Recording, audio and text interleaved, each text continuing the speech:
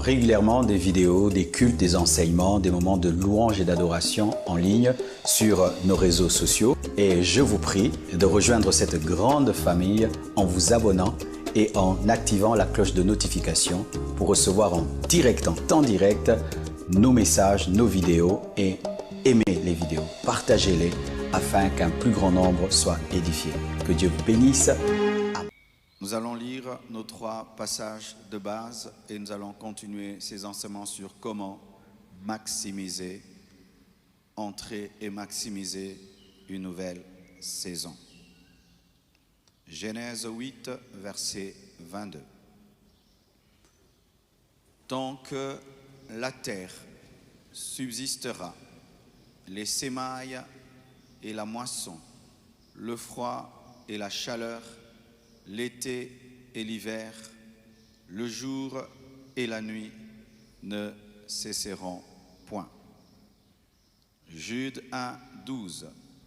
Ce sont des écueils dans vos agapes, faisant impudemment bonne chère, se rapaissant eux-mêmes.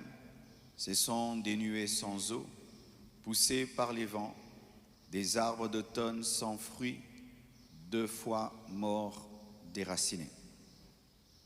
Zacharie 10, verset 1. Demandez à l'Éternel la pluie du printemps. L'Éternel produira des éclairs et il vous enverra une abondante pluie.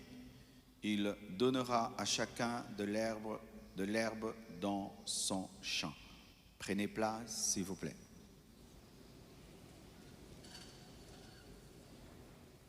Au Congo, nous n'avons que 2 saisons, la saison sèche et la saison de pluie.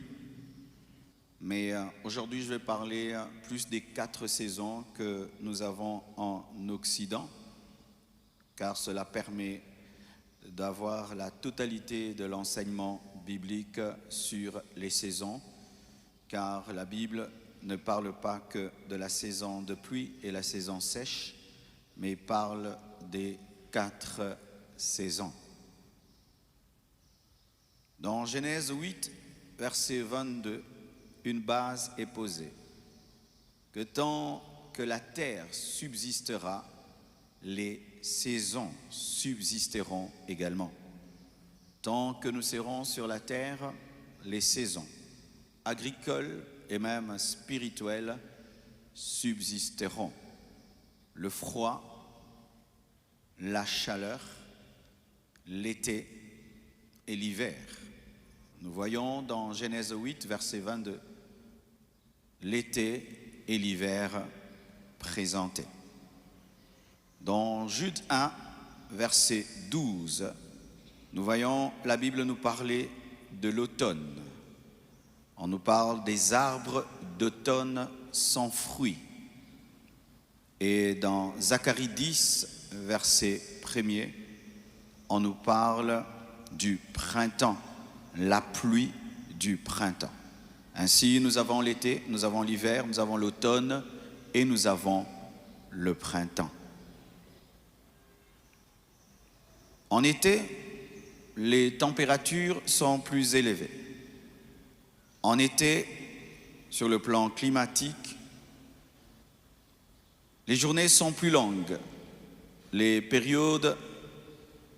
journées sont plus longues et lorsque je suis allé pour la première fois en Europe, en été, j'étais très étonné, à 20h, c'était comme si c'était midi. J'ai dit, waouh, mon professeur de géographie n'avait pas menti. Parce que lorsqu'il me disait qu'à certains endroits, jusqu'à 20h, 21h, il y a le soleil, je disais, mais comment ça? Et quand je l'ai vécu, j'ai eu envie d'appeler mon professeur et lui dire, mais c'est vrai, c'est 20h, mais il y a le soleil. Et ça avait vraiment perturbé mon sommeil parce que j'étais habitué à dormir quand il fait noir. Et là, c'était 20h, c'était l'heure de dormir, mais c'était comme si c'était midi. Jusqu'à ce qu'on me dise qu'ici, on ne suit pas le soleil pour dormir, on suit la montre. Quand c'est 20h, tu dors, même si tu vois le soleil. Les journées sont plus longues. Et sur le plan agricole, c'est une période de croissance rapide. C'est une période de travail et de maturation des graines qui sont plantées. C'est une période où on prépare la moisson. C'est une période où les fruits sont visibles l'été. L'hiver, par contre, c'est une période où la température est plus basse. En été, il fait très chaud. Il y a moins de lumière et en hiver, c'est terrible encore. La nuit, elle tombe sur vous très tôt. Il fait tout le temps noir et tout le temps noir. Il y a moins de lumière. Les journées sont très courtes. Vous avez l'impression d'être dans une nuit éternelle. Et la nature semble même dormir et certains animaux hibernent comme les ours. Les arbres semblent morts. C'est comme si la terre se repose. Mais c'est un temps en agriculture de préparation pour un renouveau. Et le printemps, il y a une montée de température après l'hiver. Il ne se fait pas aussi chaud printemps. Le printemps, après l'hiver, il ne se fait pas aussi chaud qu'en été, mais plus chaud qu'en qui commence à s'éveiller. Il y a des bourgeons qui commencent à apparaître, des fleurs. Il y a un retour de la pluie et les oiseaux commencent à migrer. Les journées sont plus longues et ensoleillées par rapport à l'hiver. Et en automne, il y a la diminution progressive de la température par rapport au printemps. Il y a un changement de couleur de feuilles. D'ailleurs, les feuilles tombent et c'est très beau même. Les feuilles ont une couleur là. C'est très beau. Les feuilles tombent et les arbres changent. J'ai pris une photo comme ça avec plein de feuilles à côté de moi. C'était très beau. C'est un temps de moisson où les fruits mûrissent et c'est un temps où on récolte ce qu'on a planté en été. Jésus-Christ a vécu dans sa vie ces 4 périodes. Jésus a connu l'été, Jésus a connu l'hiver, Jésus a connu le printemps, Jésus a connu l'automne. Jésus-Christ a connu l'été dans sa vie. Jésus-Christ a connu l'hiver dans sa vie. Jésus-Christ a connu le printemps dans sa vie. Jésus-Christ a connu l'automne dans sa vie. La première partie de sa vie, c'était l'été. Un puissant ministère pendant 3 ans et demi. La deuxième partie de sa vie, c'est l'hiver. La mort, la crucifixion.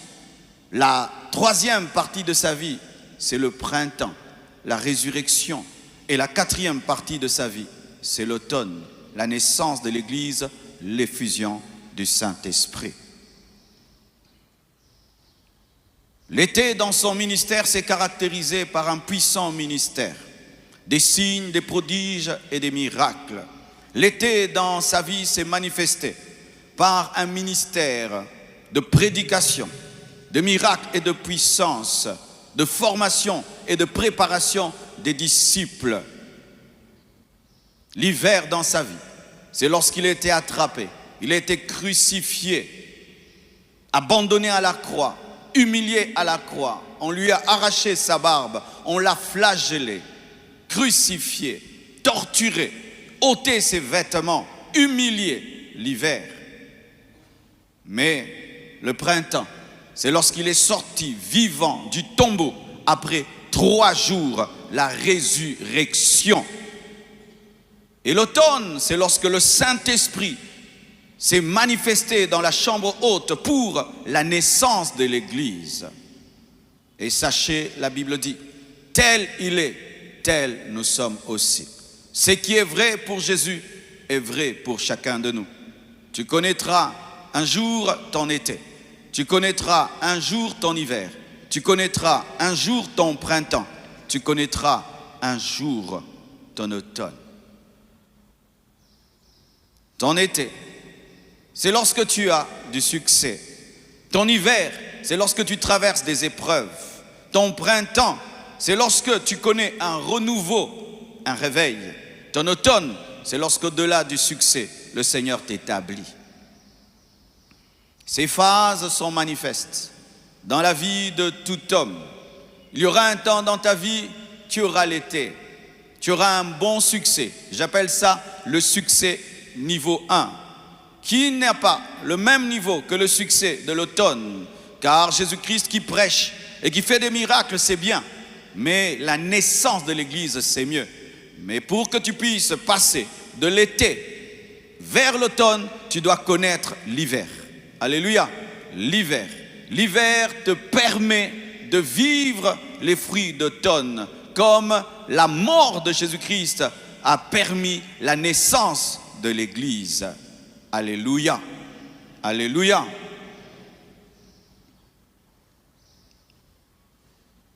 Chaque saison réclame un habillement. Chaque saison réclame une alimentation. Les animaux ne se nourrissent pas de la même manière en été, en hiver, en printemps. Certains même mangent beaucoup en été, préparant les temps de froid. Parce que quand ils hibernent, ils ne peuvent pas aller se nourrir. Il y a une manière de s'habiller en été, une manière de s'habiller en hiver, il y a une manière de s'habiller au printemps, une manière de s'habiller en automne. Lorsque c'est l'été, on porte des habits chauds, lourds, pour ne pas être tué par le froid. Lorsque on est en hiver plutôt, on porte des habits lourds, des manteaux, pour ne pas être tué par le froid. Lorsqu'on est en été, on porte des habits légers, pour ne pas être tué par la chaleur. Et lorsque c'est le printemps, tout le temps, on a un parapluie, on a un imperméable pour ne pas être mouillé par la pluie. Et lorsque c'est l'automne, on ne porte pas toutes les couleurs. Il faut porter des couleurs qui s'agencent avec tout ce qui est autour de toi, parce qu'en automne, la nature prend une couleur spéciale. C'est ainsi qu'il y a des habits à la mode selon chaque saison. Et lorsque on est en été et tu t'habilles comme si on est en hiver, eh bien les gens vont se moquer de toi. Certes, tu es bien habillé, c'est un beau manteau en cuir, mais il n'est pas fait pour l'été. Et lorsque tu t'habilles léger, et j'ai vu des gens, ils arrivent en hiver, ils veulent faire le Congolais qui, lui, n'a jamais froid, et il porte un petit habit, et tout d'un coup il grelotte parce qu'il faut tellement froid que tu peux même perdre un bout de nez, un bout d'oreille. Pourquoi? Parce qu'ils ont refusé de s'habiller en fonction de la saison. L'habillement dans la Bible symbolise le caractère. L'habillement dans la Bible symbolise tes manières. L'habillement dans la Bible symbolise ton attitude. Et si il faut s'habiller selon les saisons, sachez aussi que selon chaque saison spirituelle, chaque saison de ta vie, il y a un comportement, il y a une attitude, il y a une manière de faire, une manière de vivre pour maximiser la saison. Si pour l'hiver, je dois porter un manteau, pour l'été, je dois m'habiller léger, sachez aussi que chaque saison de ta vie exige un certain comportement, une certaine attitude.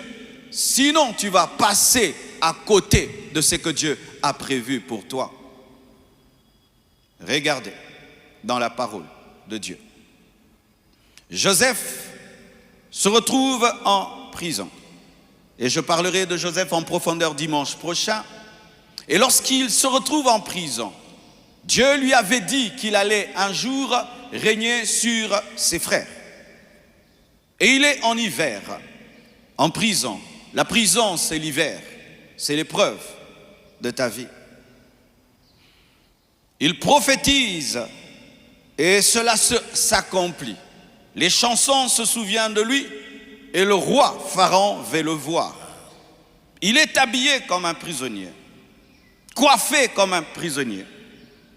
Mais lorsqu'on lui dit qu'il doit rencontrer le roi, que fait Joseph? Il se rase, il se oint et il change de vêtements. Il fallait qu'il aille devant le roi, habillé comme un prisonnier, coiffé comme un prisonnier. Mais Joseph ne l'a pas fait. Il a enlevé tout ce qui était du prisonnier tout en étant prisonnier pour sortir de la prison. Il a gardé, il a refusé de garder l'apparence du prisonnier devant le roi. Cela nous enseigne ceci, que lorsque ta saison doit changer, tu dois avoir l'attitude de la saison avant la saison pour que la saison soit ta saison. Donne-moi l'amen. D'ailleurs, le protocole royal ne te permettra pas de te tenir sale devant le roi, même si tu es prisonnier, parce qu'il est exigé d'être propre devant le roi. Et le roi, c'est la saison. Le roi, c'est la nouvelle saison.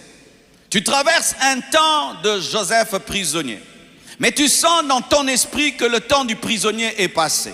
N'attends pas sortir de la prison pour changer de langage et de comportement et d'attitude, mais dans la prison, change déjà, c'est alors que tu changeras.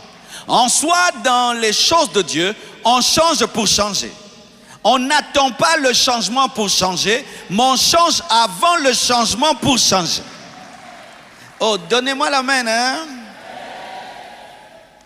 Il enlève les vêtements du prisonnier tout en étant en prison. Il prophétise par le changement de vêtements que la saison a changé. Car le manteau de Pharaon ne descend pas sur les épaules d'un homme qui porte les vêtements de prisonnier. Il faut que tu te rases, il faut que tu te oignes, il faut que tu changes de vêtements afin que le manteau de Pharaon t'accepte. Oh, donne-moi l'amen. Alléluia.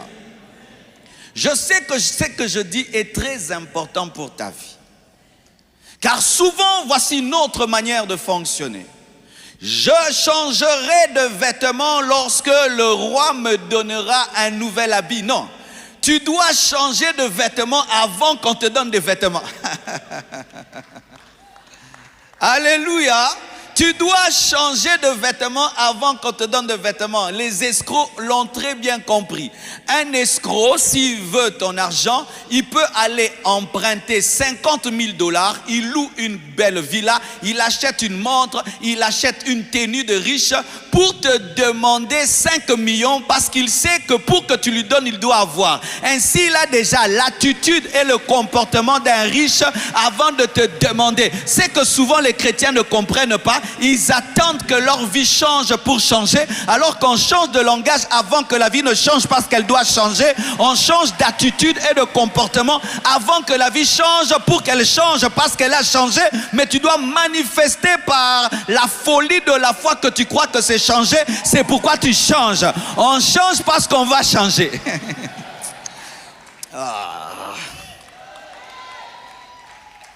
On appelle ça Makumianzambi. C'est-à-dire la manière dont Dieu opère. Dieu n'opère pas comme les humains. Dieu opère comme Dieu. C'est-à-dire il doit te voir croire ce qu'il va faire pour que tu le vives. Et ainsi, lorsque Joseph change de vêtements, il annonce qu'il va devenir premier ministre parce qu'il se différencie des prisonniers en soi. Il leur dit, je ne reviendrai plus parce que je ne m'habille plus comme vous. Mais il n'a pas encore rencontré le roi, mais il se comporte comme s'il a déjà rencontré le roi. C'est pourquoi lorsque le roi le voit, le roi lui donne ce qui est à lui parce que c'était déjà à lui par son attitude. Hey, Kabrazaka. Oh, donne-moi la main. Aïe, Raza Baba. Ton problème, c'est que tu attends que ta vie change pour changer. Non, on change avant et puis la vie suit. Si vous attendez que vos vies changent pour changer, vous ne changerez jamais. Parce que Dieu n'opère pas comme un homme, Dieu opère comme Dieu. Tu vas dire, pasteur, ça c'est Joseph. Non, il n'y a pas que Joseph, il y a aussi Bartimée. Bartimée avait un manteau. le manteau de l'aveugle, la provision de l'aveugle, la banque de l'aveugle. Mais il vient auprès de Jésus pour avoir les yeux.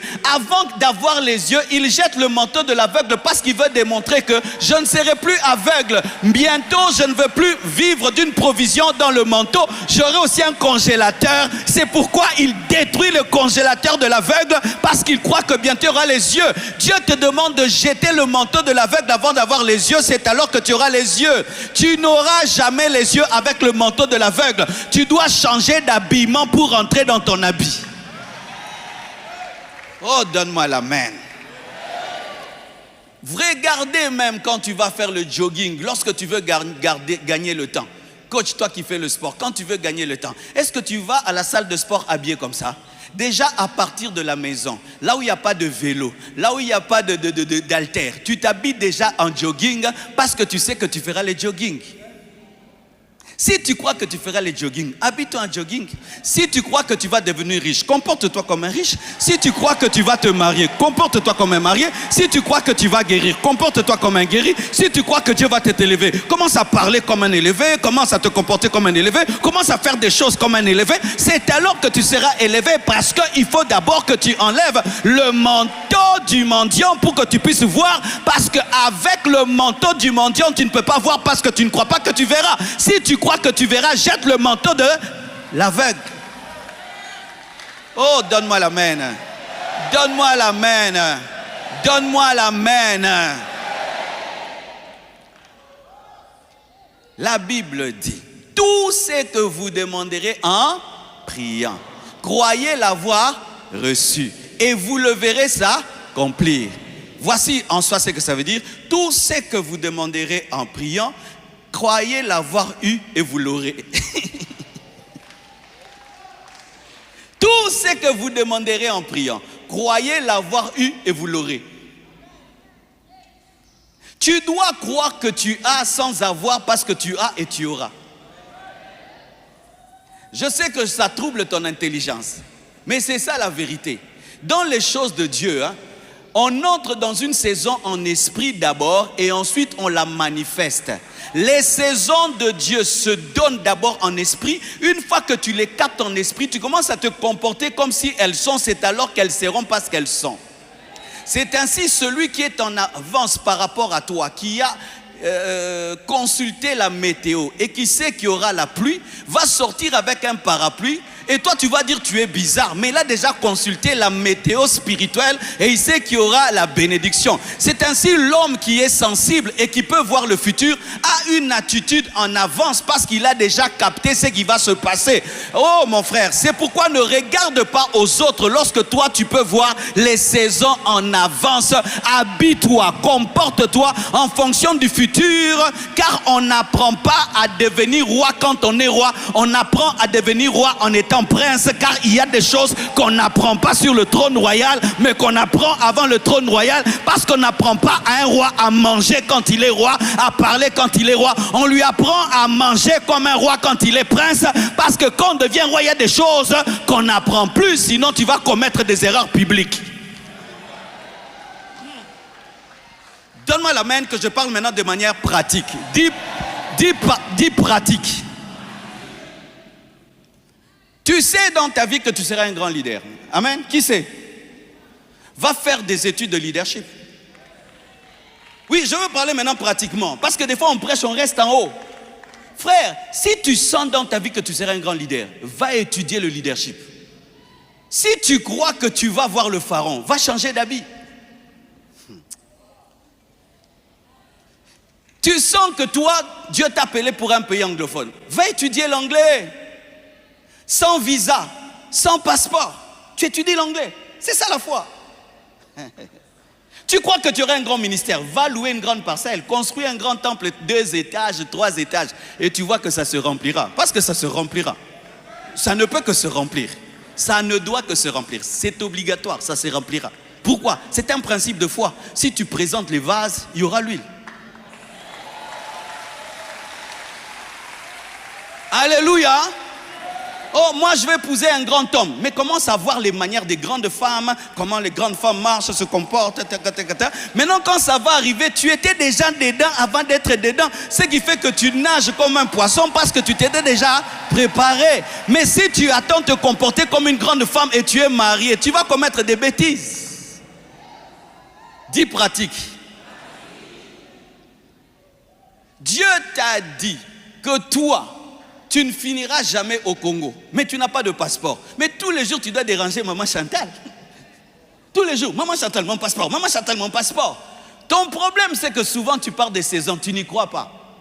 Je peux dire que tu n'y crois pas. Pourquoi? Pourquoi tu as toujours le manteau de l'aveugle? Si tu crois que tu vas voir, dis-moi. Pourquoi tu as toujours le manteau de l'aveugle? Si tu crois que tu vas voir, c'est parce que tu ne crois pas. Ah, donne-moi la main. Maman